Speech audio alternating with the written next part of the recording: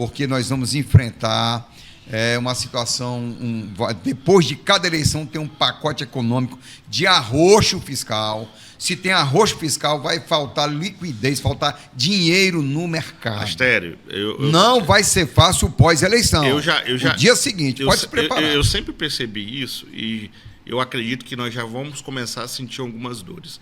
O preço da gasolina já deu o primeiro aumento aí. Então, já tipo assim, para quem estava baixando, acho que foram mais de 10 quedas de preço. Parece que foi 8. 8, né? 8 quedas consecutivas. 8 quedas consecutivas, nós começamos a receber, de fato, o primeiro aumento. Então, muita gente fala assim, rapaz, quem é que vai assumir esse abacaxi chamado Brasil?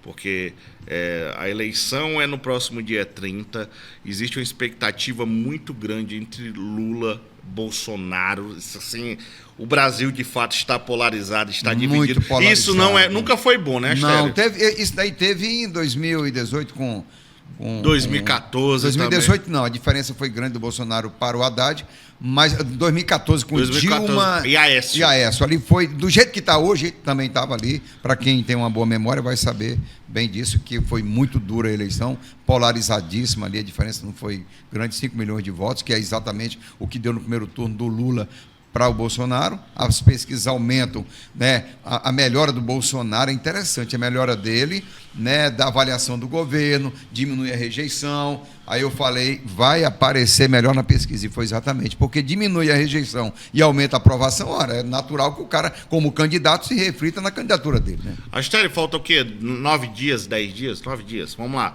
9 dias. Falta 9 dias para as eleições. É possível ter essa virada que os bolsonaristas... É possível. Uma virada histórica, que seria uma virada fundamental. Os bolsonaristas defendem que, 29 milhões de pessoas não foram às urnas. E está fazendo campanha para todo mundo votar. Entendeu? Olha, gente... o Lula também, né? E o Lula também.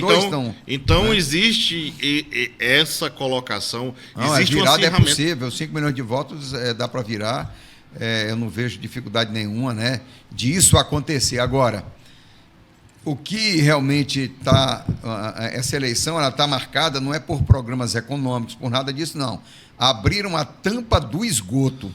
Eu estou querendo que termine logo a eleição, pelo amor de Deus. Eu não aguento tanta mentira, tanta fake news, tanta... Olha, é terrível, porque depois da eleição vem um choque de realidade. Porque você está vendo o que acontece aqui na mídia, cria-se ilusões, é muito complicado. Mas tem um mundo concreto, um mundo real, e a gente só enxerga ele depois de uma eleição. Aí vem gente se arrependendo, gente chorando, é aquela esculhambação. E de ambos os lados, né? Independente de quem seja o vencedor. Sim. O cenário econômico, a gente estava ouvindo, eu já conversei com alguns economistas, inclusive, o cenário econômico para 2023 não é um dos melhores, porque existem muitas incertezas a nível de mundo, né? A gente não sabe se essa guerra acaba, fazer que nem o outro, Ucrânia e Rússia, não vou lembrar da União Soviética, da Márcia Bittar. Vazou os planos do Paulo Guedes, vazou arrebenta com os aposentados, arrebenta com o salário mínimo, né? Meu amigo. São pontos assim, claro. Agora, como está no auge da campanha, ele já, né? Não, isso não vai acontecer, não. Isso é sabotagem. A gente não está pensando nisso. Mas, gente, é importante analisar as coisas friamente. Eu acho muito ruim quando nós analisamos assim como um time de futebol. Porque a gente é passional na hora de torcer, né? E eu sinto que as pessoas levaram isso para passionalidade. Levaram isso conceitos bíblicos a gente respeita, conceitos históricos até deturpados, o Brasil vai virar uma Venezuela. Então, assim, gente, a gente tem que se lidar com muita coisa. Interessante que quando você faz uma análise tranquila dessa, tem gente que já quer te enquadrar, né? Não, você é porque é fulano, que é não sei o quê, tu é comunista, tu é não sei o quê. Exatamente. É uma tolice, uma então, babaquice. É importante ter uma análise, assim, da melhor forma possível. E a gente aqui do AC 24 Horas, ou de qualquer veículo sério quer de fato que o eleitor exerça o seu voto do jeito que bem entender, porque afinal de contas o voto é consequência também, né, Astério? O voto é consequência. Então aqui não tem ninguém aqui isento de responsabilidade. Eu tenho minha responsabilidade, o Astério tem, todos nós temos. Então o eleitor tem que pensar muito bem, muito bem. E se tudo der certo, que pensa também no coletivo. Eu acho, na minha avaliação pessoal, que eu faço com muita serenidade e tranquilidade, eu acho que vai ser muito ruim, independente do resultado da eleição, para a igreja evangélica no Brasil, porque há uma divisão, né? Uma divisão. Mesmo com a maioria absoluta sendo Bolsonaro. Até na católica também. Até na católica. Então, as igrejas estão se dividindo.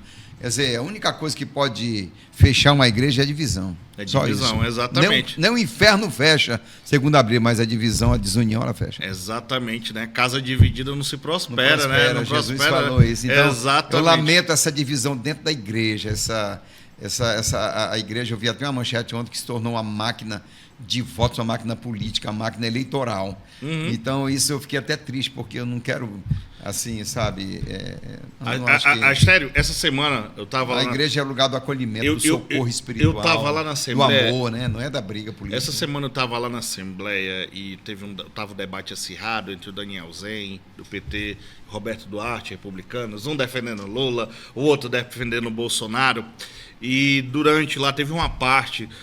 do deputado o Wagner Felipe, né? Pastor. Que é pastor. E o Wagner Felipe, ele não adotou, ele pediu uma parte lá na fala do Roberto Duarte, adotou uma postura que eu queria ver dos líderes religiosos. Ele tem o lado dele, ele se coloca como voto no Bolsonaro, só que ele adotou uma postura bem mais, olha, o seguinte, eu sou pastor, existem padres, todos nós temos direito, eu tenho direitos civis e eu posso votar em quem eu quiser, entendeu? Eu posso votar em quem quiser da mesma forma que um padre. Lembrando, o Congresso, a Câmara, a Assembleia Legislativa ele falando assim, eu estou só tentando traduzir para vocês, são somas da sociedade civil. Se existe a bancada evangélica, é devido à representatividade. Isso faz parte da democracia. E ele evangélico, falou, e ele foi contra aquele discurso e condenou que existe fake news dos dois lados. Sim, existe fake news dos dois lados. Que é uma mentira, né? Fake news é mentira. E fake news é a mentira. E ele falou assim, independente de quem ganha ou perca, o Wagner Felipe falou isso, eu acredito que o Brasil não vai se tornar uma Venezuela, que não vai sair um comunista debaixo da cama, não, isso aí esquece. Então, eu acho importante um líder religioso quando ele se posiciona dessa maneira. Eu acho digno, e apesar de não ter ganho a eleição, de não ter se reelegido, ele se posicionar dessa forma, falando assim, essa coisa, de depender de quem... Não, até o Wagner Felipe, que é religioso, ele falou, isso aí não tem essa história, nós vamos virar um país comunista.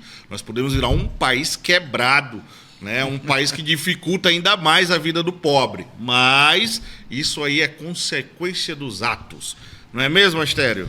Eu só acho que uma reeleição é muito difícil para quem ganha. Você vai ter que lidar com situações que desagradam a população. É qualquer um que ganhar. E a reeleição é pior ainda.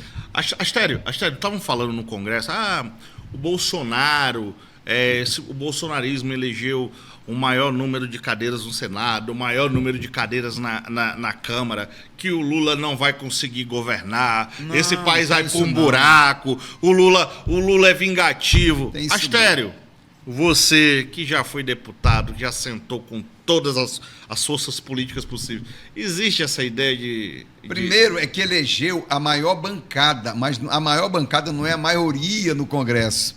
A maioria é 2/3 para mudar a Constituição, que ela é a Constituição super rígida.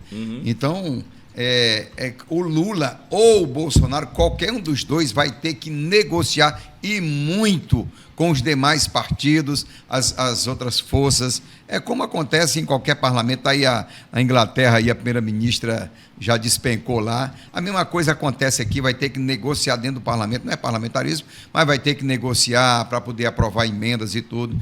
Eu acho que eleger a maioria não quer dizer que tenha maioria na Câmara, nem no Senado. Exato. Por exemplo, o PL elegeu 8 deputados, senadores. É a maior bancada, mas sabe quantos são senadores? 81. 81, né? Então, 8 é a maior bancada, mas não é 81.